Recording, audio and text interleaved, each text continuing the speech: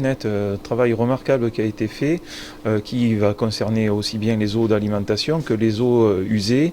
Ça nous permet d'avoir une connaissance vraiment patrimoniale du réseau et puis d'avoir surtout une idée complète du cheminement de l'eau entre le captage, les stations de traitement, les stockages et jusqu'à la distribution chez le particulier. Chose qu'on n'avait que impartialement avant.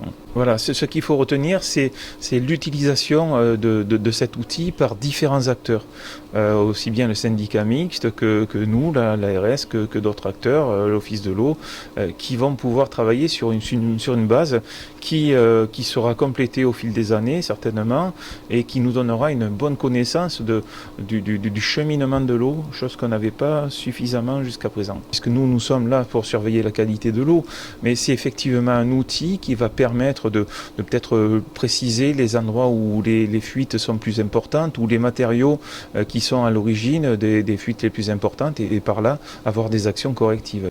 Oui, c'est un pas sérieux parce que c'est un travail qu'on a commencé en 2019 dans le cadre du plan ODOM, parce que on s'était rendu compte que les opérateurs ne disposaient pas d'une connaissance suffisamment précise de leur patrimoine. Et donc, c'était un élément d'aide à la décision qui était important, parce que mieux connaître son patrimoine, c'est mieux mettre en œuvre des moyens de son entretien, de sa rénovation et surtout de la résolution du problème de détection des fuites et d'amélioration des rendements pour la satisfaction des usagers. Alors, il y aura plusieurs usages. Les principaux utilisateurs maintenant, ça sera la structure unique de l'eau, qui a besoin d'une cartographie. J'aurais tendance à dire qu'on a passé les réseaux de la Guadeloupe pour l'eau et de l'assainissement au scanner. Ce travail fera l'objet d'une convention avec la structure unique, parce qu'il y a des niveaux d'accès à l'information qui sont sécurisés. Mais on aura aussi un niveau de connaissance grand public, puisque depuis quelques années déjà, l'Office met en place des outils de connaissance à destination des usagers, de manière à ce qu'ils comprennent mieux comment fonctionne le dispositif de l'eau et de l'assainissement.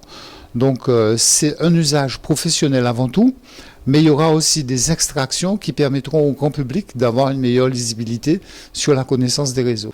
Alors, il y a déjà des améliorations dans le cadre du plan de restructuration et de relance qui a été mis en œuvre depuis la période du Covid.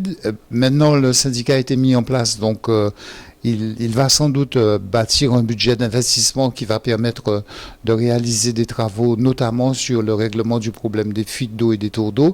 Mais l'objectif commun qu'on partage, c'est l'amélioration des besoins et la satisfaction des besoins des usagers, et puis un service public de qualité à destination du grand public, mais aussi des socioprofessionnels. C'est un objectif qu'on partage déjà depuis plusieurs années.